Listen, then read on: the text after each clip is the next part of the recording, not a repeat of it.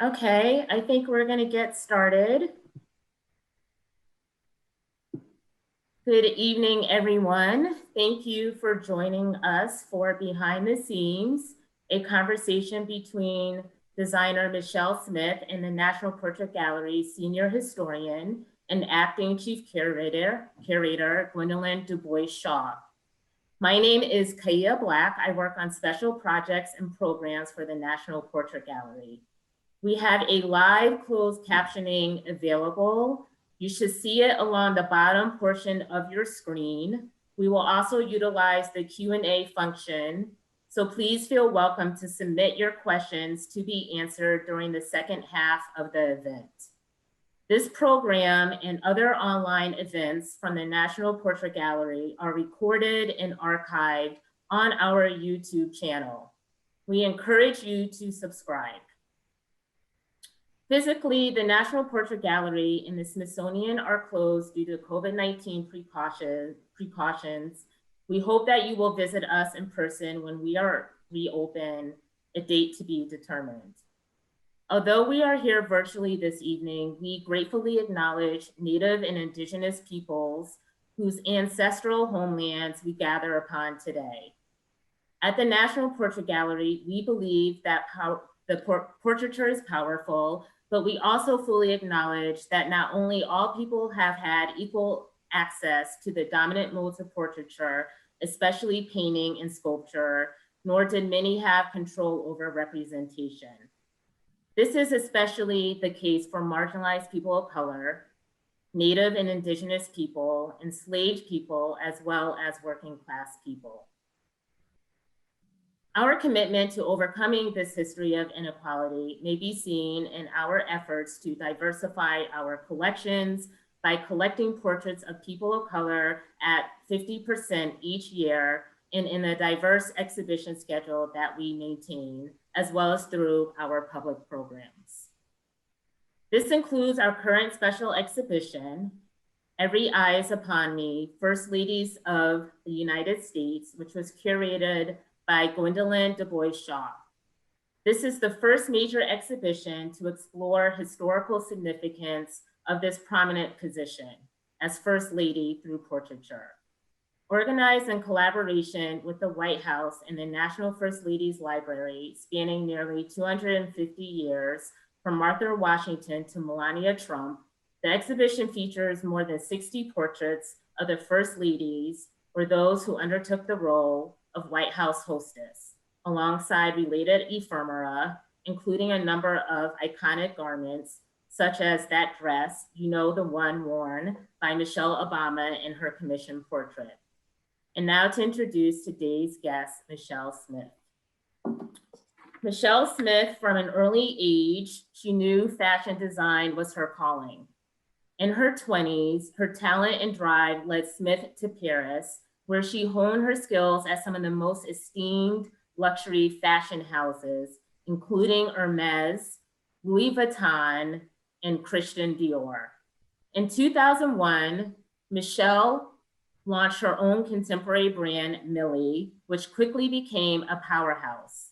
Her designs have been worn by celebrities, including Beyonce, Jennifer Lopez, Lady Gaga, Laverne Cox, First-elect Dr. Jill Biden. Yes, Dr. Jill Biden, she earned her credit, her credentials, and former First Lady Michelle Obama. In 2017, Michelle was asked by Mrs. Obama to design the iconic dress for her portrait gallery commissioned portrait by Amy Sherald, which is currently on view in Every Eye is Upon Me, which you can access through the museum's website.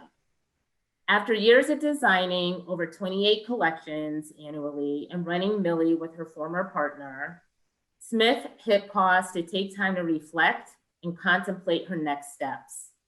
This year, Smith launched a brand new collection on her own terms and founded her namesake label, Michelle Smith. Thank you. I'm going to turn it over to Gwendolyn and Michelle. Thank you, Kaya. It's really exciting to be here. And before I start my conversation with Michelle and then welcome everybody to join us through the Q&A, I just wanted to run through some slides so that we all have the same kind of, visual reminders and, an inventory. The exhibition, of course, Every Eye is Upon Me, unfortunately is in the dark right now, but we wanted to share a little bit of it with you and really stress the importance of the portrait of Mrs. Obama. The Portrait Gallery is very well known for collecting portraits of presidents. Next to the White House, we're the only place where you can go and see a complete set of portraits of past presidents. But we've only collected portraits of First Ladies since 2006, which was when we started with a portrait of former First Lady Hillary Rodham Clinton, and that was followed by one of Laura Bush, and then in 2018, the portrait of Mrs. Obama. And this is really important because First Ladies have not always been commemorated in formal portraiture. And the fact that the Portrait Gallery didn't start doing this until 2006 kind of gives you a sense of where this priority, has stood in the past. In the exhibition, we really wanted to, cover all of the First Ladies, but we knew that some of the later ones were especially near and dear to our public. So the exhibition is marked also by this catalog / evergreen publication that will last after the exhibition closes, First Ladies of the United States. And if you want to know more specifically about the portrait of Mrs. Obama by Amy Sherald, including some great shots of the photographic sittings that Mrs. Obama did with Amy Sherald, we encourage you to purchase a copy of the Obama Portraits book, which has a great reversible cover.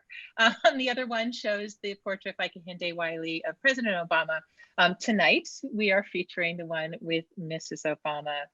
And I want to run for you very quickly this video. Let me see if it will play.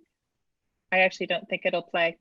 But we have a video, various videos that are available, which will swing you through the exhibition. And we're posting interviews with different important people on the website, as well as a walkthrough tour with yours truly. In the exhibition, in the final gallery, in the modern gallery, we feature the portrait of Mrs. Obama and the dress. I feel like this dress needs a name, Michelle. Does it have a name? Did you ever nickname it? Well, to me, it's the Mrs. Obama dress. The Mrs. Obama dress. Okay, so we'll call it that, which is fitting, right? Which is very fitting. And I thought it would be really great to display the Mrs. Obama dress in visual relationship with the portrait, because the portrait, has made this dress very familiar to people, but only a handful of individuals have actually seen that dress. And so we display it in the galleries alongside two other garments worn by First Ladies, a gray suit that was made for Jacqueline Kennedy by Shea Ninon, who was the dressmaker that she worked with in Manhattan in New York City, where they would send the European designs by Chanel and Givenchy to be made for Mrs. Kennedy in America, so that she could, even though she was wearing, French fashion, it was made in the USA. And then the other dress that we feature next to the dress that Michelle designed is a dress by James Galanos, by Jimmy Galanos, Nancy Reagan's favorite designer. And this is the second inauguration ball gown. Actually, Mrs. Reagan wore it twice. The second time that she wore it was to receive their Royal Highnesses, Prince Charles and Lady Diana. And we thought that these were, three modern First Ladies who fashion-wise were, really iconic and really set the stage and, raised expectations for First Ladies who followed. And so they're featured at the heart of the exhibition. And the other garment that that I chose to exhibit is a capelet, a very small cape that was made for Mary Lincoln by her modiste, by her seamstress Elizabeth Keckley, who I'll be talking about in a minute with Michelle. So you see them here in the gallery in these kind of jewel box cases. I call them Sleeping Beauty caskets. And one of the things that gowns, I think, really do for visitors when we see them and when we think about the First Ladies, and this is something that, is very, very well activated at our partner, at our sister museum, the Smithsonian Museum of American History, is it gives us a sense of the physicality of the woman who wore it, whether her shoulders were broad, if she was tall, if she was short, if she was slim, it's etc. And I think it's a way to complement the portraits and to tell us more about these women who are portrayed. Now, this gown, this dress, and this portrait have meant a lot to a lot of people.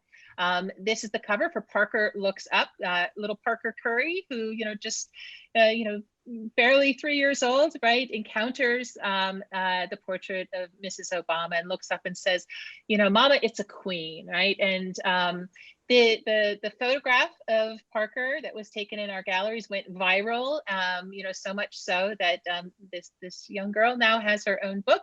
And of course, she very, notably dressed up for Halloween in a copy of the dress that Michelle designed for Mrs. Obama. And I want to talk about, that aspect, what it has meant to have this dress, be recreated by hundreds. Like, we really don't know how many people have made their own Michelle Smith Milley Mrs. Obama dress, but I think there are a large number, if Parker is any indication. And if the annual Halloween Instagram feed is one as well.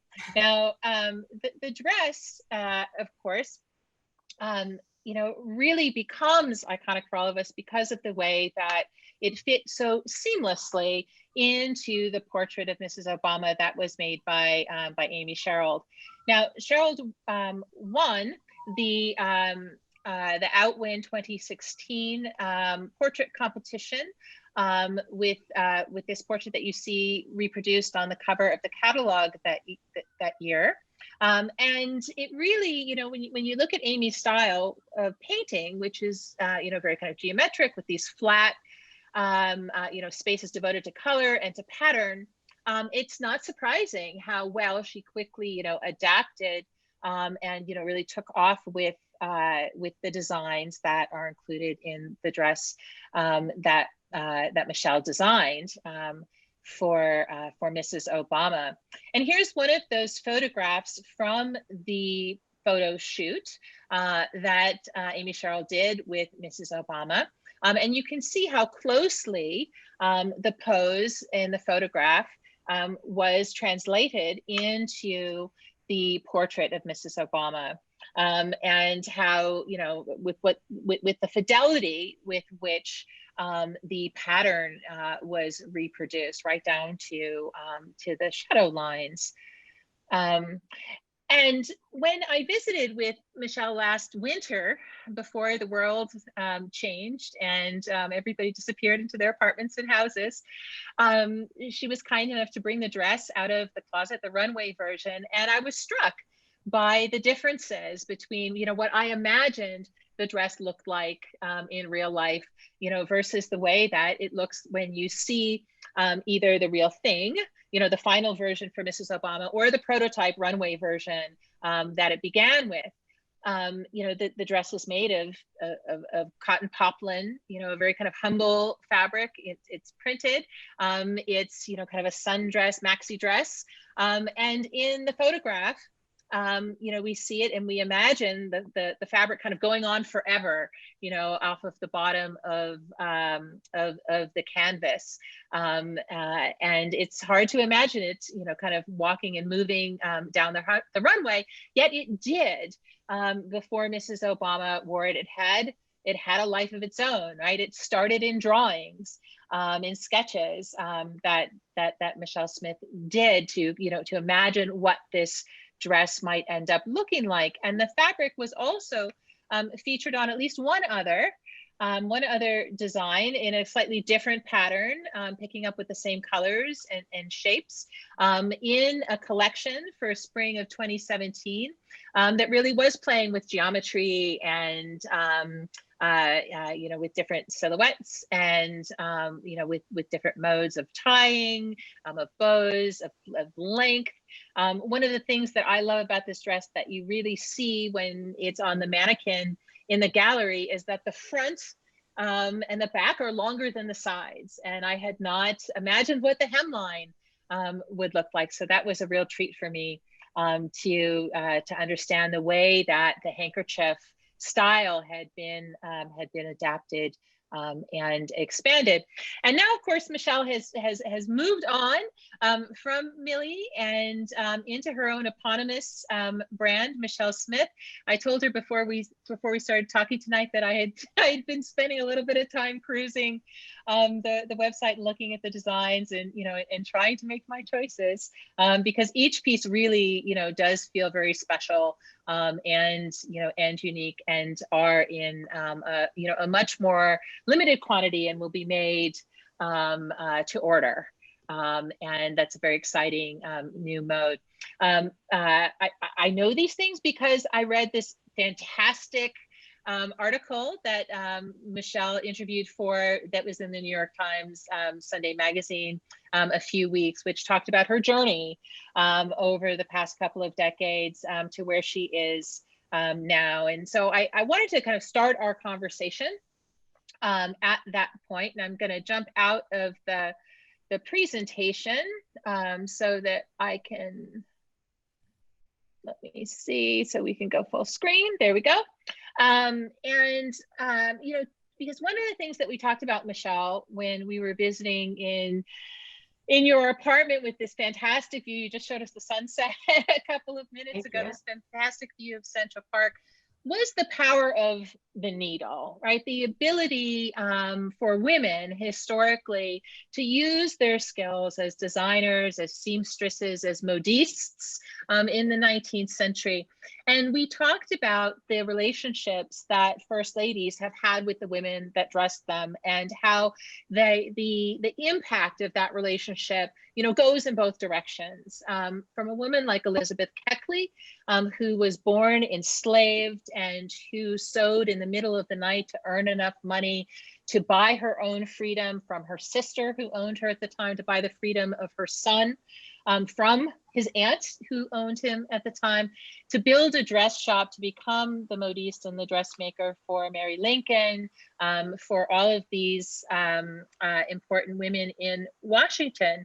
And she was able to do this because of her creativity and because of the power of the needle, because of the power of clothing. And so I was hoping that you could begin by reflecting on what designing has meant for you and how your journey has progressed over the years. Okay. Well, I think the point you made is very powerful, the power of the needle and thinking back how it's affected my life and almost carried me to where I am today. It's about the power of creation and, throughout history, women having a more repressed role in society. I think that the needle has definitely given us power, the creative outlet, the ability to create. And I also really have enjoyed the intimacy that it's brought me with people, with customers, with, it's almost therapeutic. It's like therapy, working with the customer, creating for her, the conversations we have sitting on the floor in a dressing room about life, about how does this make me feel, confidence, and wanting to deliver that to my customer, that feeling of confidence and comfort.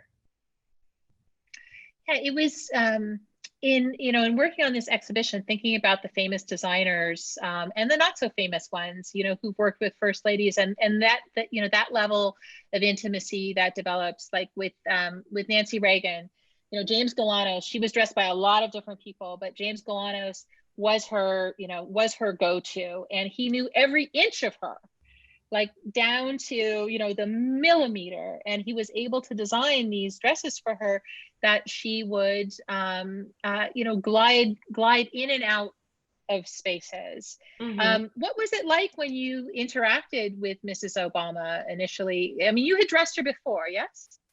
I had dressed her before. I haven't directly interacted with her in person in a dressing room, but the communication was very interesting and modern via emails, via sketches and measurements. And early in the first term, Mrs. Obama was wearing things that she or her stylist found in a boutique. And then I began making things specifically for her. With her measurements, and we had a bust form that was created with her measurements, and that's where we would do the drapes and create garments for her. And with the process of choosing the dress for the portrait, did you offer her multiple options? How did that go? I was so surprised when when I was contacted about creating the dress. I didn't think that in any way it would be a slam dunk. I figured I was one of many designers that was probably being asked to create something. And I wasn't sure if I would be chosen. And Mrs. Obama had a very specific idea of what she wanted. And her stylist sent me an image from my runway. I think it was spring 2016, the runway collection. And, you know, this pattern geometric sundress that I'd made in cotton. And it wasn't at all what I had I was thinking in such a different mindset of sort of the more old fashioned first lady portraits and imagery that, you know, that I was, you know, more accustomed to. And I was so impressed, but also so surprised that that this is the direction that they wanted to go in. And I'm so happy that she chose it, and that it's so modern and refreshing. I can't imagine it any other way. Yeah, it really looks like you know, nothing else in the space of the gallery. I wish I'd been able to get the video to run, but the dresses that first ladies, you know, we always think about dresses here. You know, it's only recently that we began to talk about the pantsuit, right? Like the white pantsuit, and Hillary Clinton, you know, wearing a white pantsuit, and, you know, and that becoming a kind of, you know, icon of women in contemporary politics, harkening back to the suffrage movement and the use of, you know, of white to, you know, to symbolize women's suffrage. But when we think about, you know, dresses, we do, you know, think about the gowns and think about these, you know, more formal things that have, you know, beads on them, you know, and rhinestones.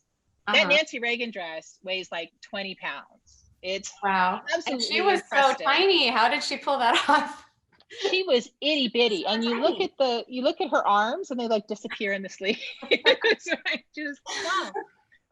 And that's what we think about with these gowns, and with, you know, like formal first lady presentation is something that you know, tends to be more traditional. And yet this is not only in the, you know, in the pattern, in that, you know, beautiful geometric you know, patterning, but also in the fabric that steps outside of that. Can you talk about the way that you came to those designs, to that very quilt-like pattern? Sure. It must have been a surprise for you, or for anyone who sees the dress in person, to realize that it's made out of cotton, because it's not that apparent in the portrait. But I think there are a few reasons for my choice of fabrication. One is just, as a designer, I love the element of surprise, and the concept, the idea of creating almost a ball gown silhouette, but in a very relaxed, comfortable fabric. I like that sort of duality. And in the reverse, if I have a very extravagant fabric, I'll usually cut something very minimal or unexpected, almost sporty. So there's that sort of, you know, my design signature that I think, you know, it is what it is, and that's why it's made out of cotton. But I also love that for that it was chosen for Mrs. Obama's portrait because of that, that no nonsense simplicity of the fabric, and cotton being almost a worker's fabric, or a fabric of the people, and the pattern speaking a bit to the quilts of Gee's Bend and the history of slavery. I think it makes a really beautiful statement. That was one of the things that Amy Sherald, spoke about initially when she saw the dress too, was Gee's Bend, and this quilting collective, this group of women in rural Alabama, southwest of Montgomery, in this community that literally is at is a dead end, right? There's one way in and one way out of Gee's Bend, and in part because there's a river that surrounds it.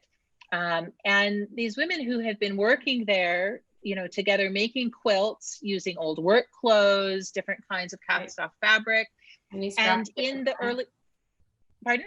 Any scraps they could find. It was, anything they could work with, and making these beautiful quilts that were, exhibited widely in the early 2000s. Starting, I think, in 2002, there was an exhibition at the Whitney that that traveled around the country, and they were talked about as being these kinds of natural modernists, right? That they had this very modern aesthetic that came, very organically and very naturally out of their work. Of course, they thought a lot about what they were doing. This was not, it's breathtaking. The modernism in their quilts, it's breathtaking. It's not like the traditional sort of, triangle Amish quilts. They're really breathtaking, and they look very forward thinking. And they pick up, they pick up on what the fabric wants to do, right? How, how the, how the scraps, how the pieces want to be organized together.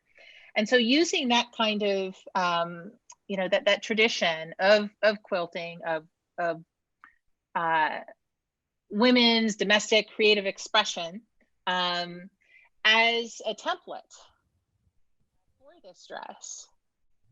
Have you worked with those patterns since then? Have I worked with the, do you mean this sort of textile? Like that sort of, that sort of quilted pattern.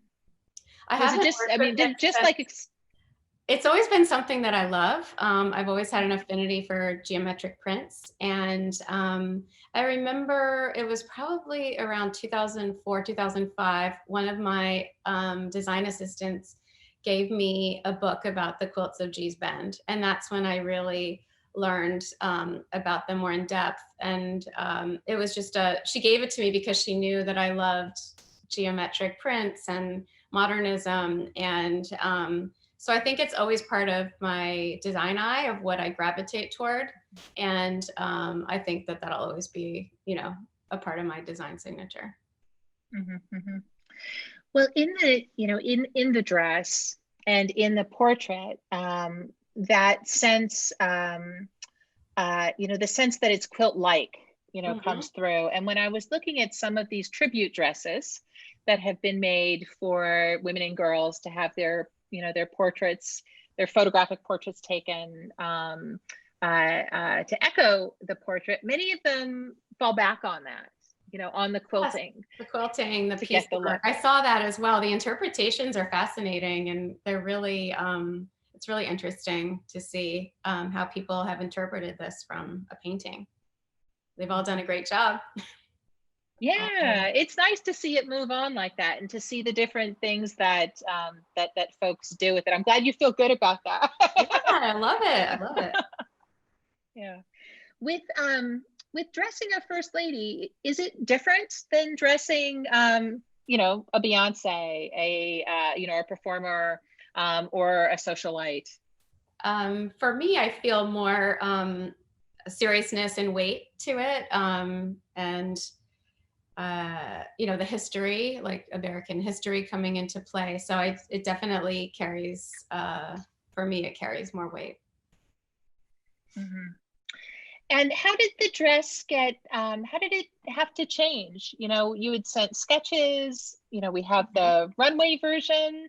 Did Mrs. Obama request any changes? Did you need to make it differently for her body? It's It's very close to the original. I modified the back. I brought up the back of the dress because it was completely backless with crisscross straps. So now the back is raised, still with straps in the back. But that was pretty much the only modification that made it different from the runway dress. And is it a singular garment? Sorry, is it Are there others? Yeah, is it singular? Are there others that exist out there? Can I get my own? Oh, no, I agreed to take it off the production line when Mrs. Obama confirmed that it was going to be in the portrait. So I don't think you can find any. Yeah. So it is. It's special on multiple levels. Yeah. So I want to go to some of the questions that are coming in, and I encourage folks to submit them through the Q&A. So some of these. Oh, so here's a question about the dress. So do you know if it was only worn on that day and then archived? She didn't wear it other places, did she? I'm not sure. I'm really not sure. Yeah, I don't think so.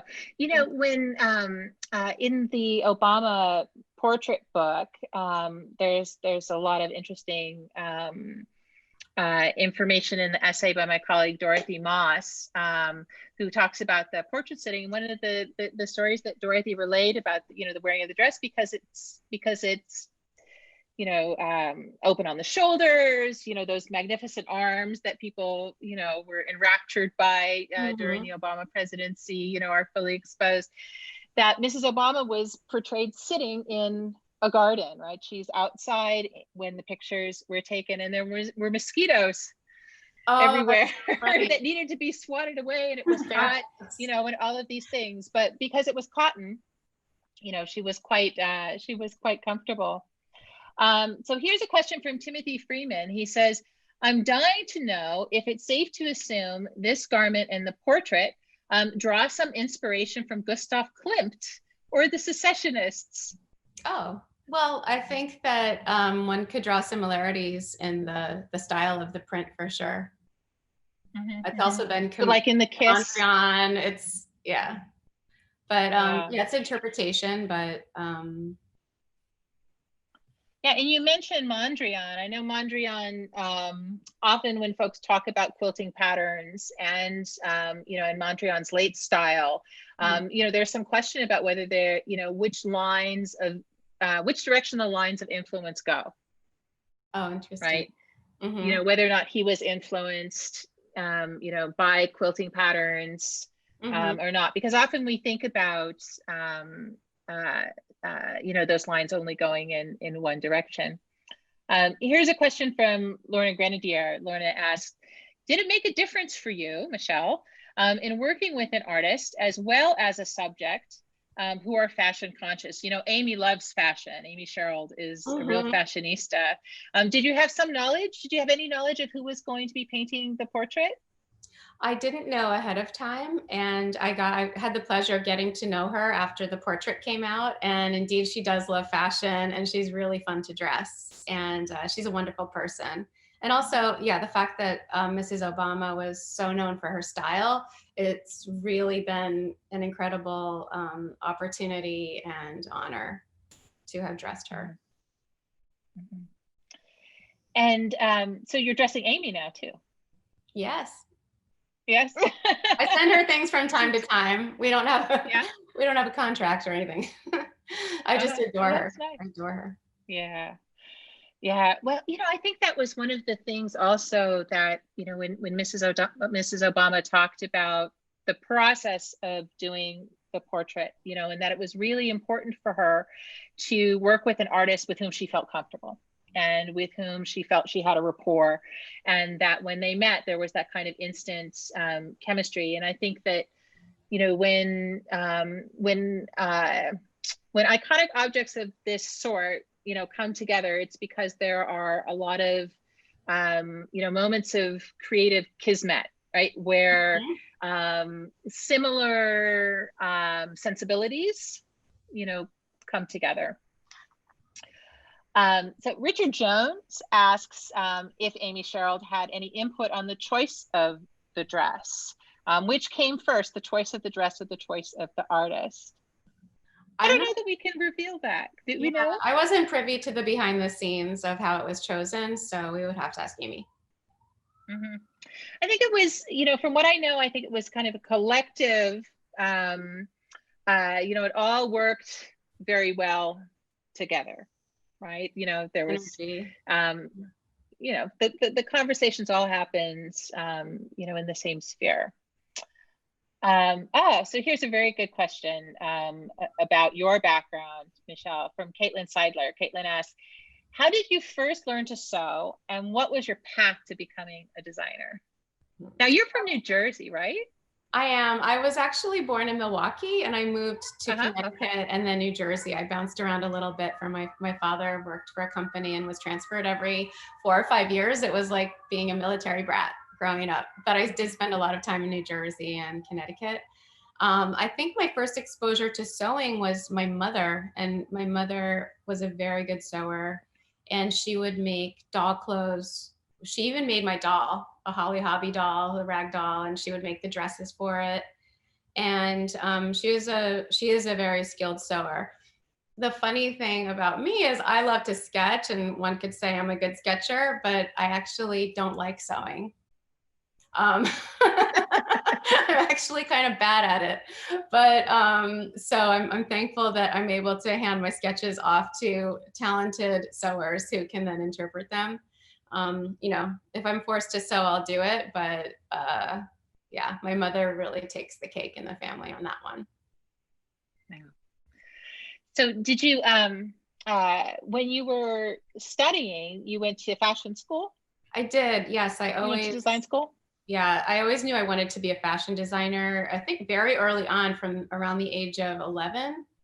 And I would, I was in the suburbs watching TV. I remember Lisa Bonet and the Cosby Show being a big inspiration for me, seeing this, girl living in Brooklyn and her amazing outfits. I just thought, oh my God, I don't know what I'm going to do, but I'm going to get myself to New York City. And it was around that time that all of my art sort of parlayed into fashion design. And I would just, any available time I had, any free moment, you'd find me sitting on the couch sketching my heart out. Clothes.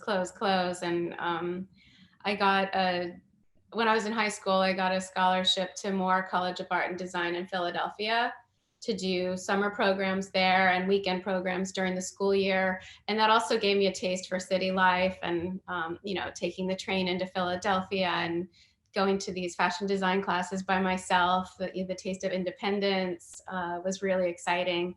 And then I found my way to New York City and went to FIT, Fashion Institute of Technology, and then eventually Paris, where I trained for 3 years. So I definitely was driven and knew what I wanted to do. Who, besides Lisa Bonet, who were some of the early design icons that? Oh, I was raised on MTV, MTV, cable TV, all of the video icon. I mean, Madonna, 1980s Madonna was one of my favorites.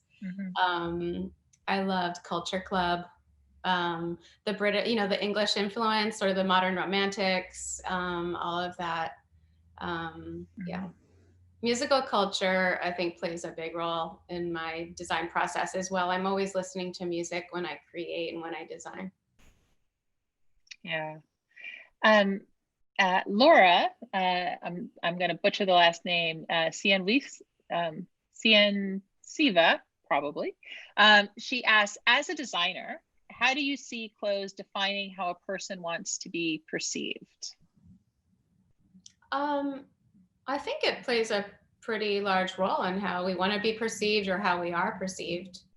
Yeah, it's a big part of our identity. I think the way we dress, our personal style. Has that changed for you now with your new line? The clothes, when I was perusing the website, they look different than when I think about Millie dresses. It's a very different aesthetic. My style right now is much more neutral and minimal, but it's also I think also a product of the time we're living in right now, where I don't know, as a designer and as someone who wears my own clothes, I don't feel like I want to wear something extravagant and shiny and printed right now. I think it's a quiet time where people are suffering, and we're in lockdown mode. And, we've gotten used to this feeling of comfort of, spending a lot of time in our homes. And I wanted to create something that was very much for the way we're living right now. But with a touch of luxury and refinement. And as we get back to normal life, I envision my collection evolving and layering in more color. It all depends on mood and sort of the zeitgeist of the moment. Yeah, I really feel that I've become much more of a sweater person, particularly now that the weather has gone, and the magic word for me right now is cashmere. Yes. That's all I want right now is cashmere. Related to that, Maria Goretti-Tai asks, a hot topic in the fashion industry is sustainability. Some colors need more water to process. Do you know any developments that might strike the balance? And would you change your design process to incorporate them? Definitely. It's a hot topic, and it's one that's going to stay, and sustainability is very important, and respecting the environment every step of the process. It's true that when you create printed garments or garments of very intense color, the dye process can be bad for the environment. But now there's a lot more innovation in terms of environmentally safe or environmentally friendly dye processes.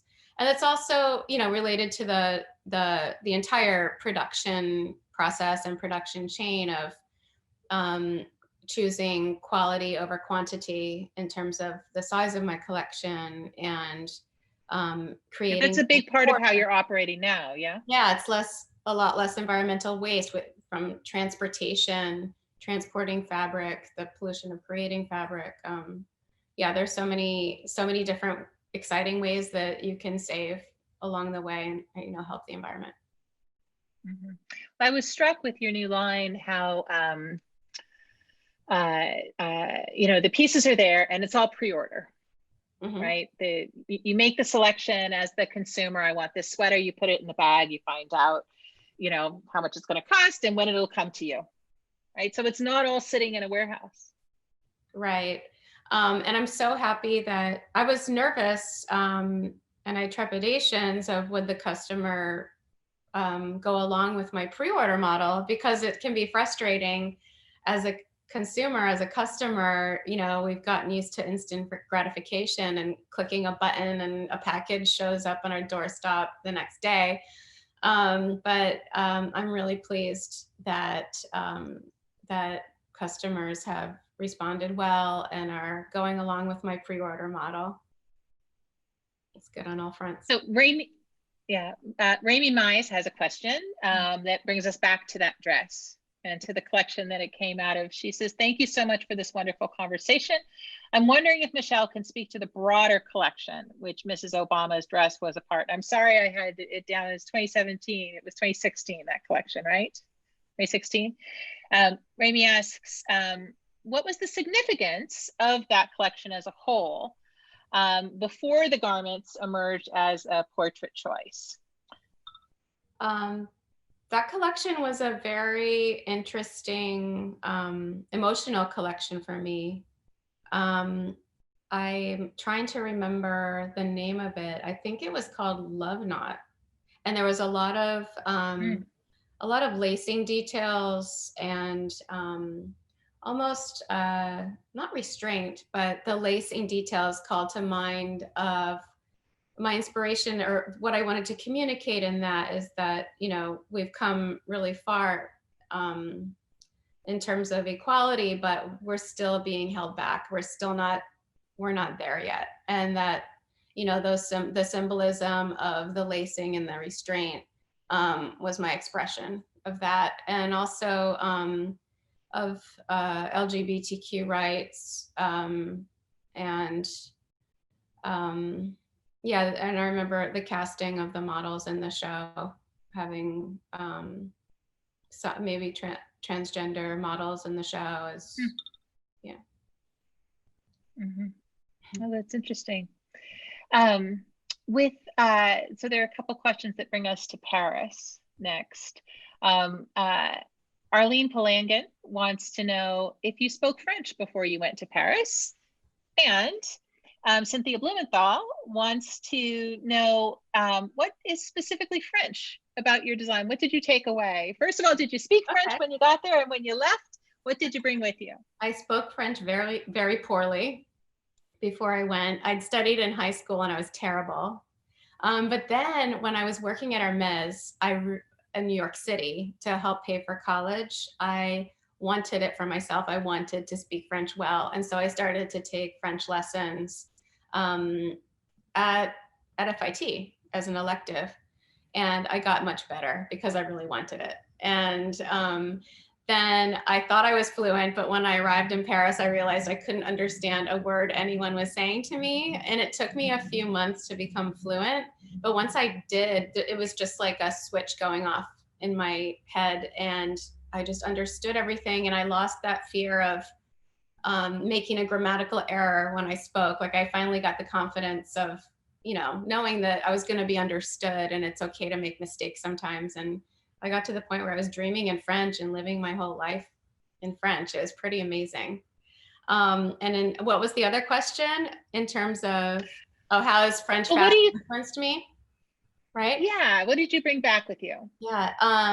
Definitely my eye for quality and for luxury, because I trained in couture houses like Christian Dior, Haute Couture, and the luxury goods house Hermes. These houses are, so famous and esteemed and create the most beautiful product without cutting any corners. And to intimately experience that process, I definitely learned from that. I also learned of a lot of the fabric vendors that I work with today. I first, learned about working for Christian Dior, Louis Vuitton, Hermes. So it's definitely informed me as a designer in terms of my eye for quality, and also that I think French fashion has an element of fantasy, whereas American fashion can, not to generalize, but it's maybe much more like sportswear influenced, or we have different different way of thinking or different original inspirations.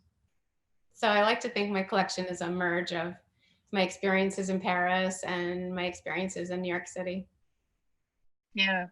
And so the new line has come into being, just recently, launched, but must have been in the works for a while. How was it moving out of Millie, out of the relationship that founded that brand, into, a new life and a new line?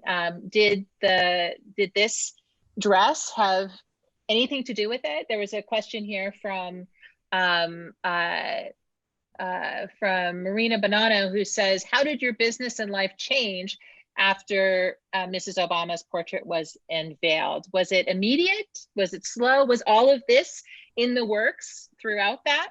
When you talk about it, I'll let you answer in a second. But go ahead.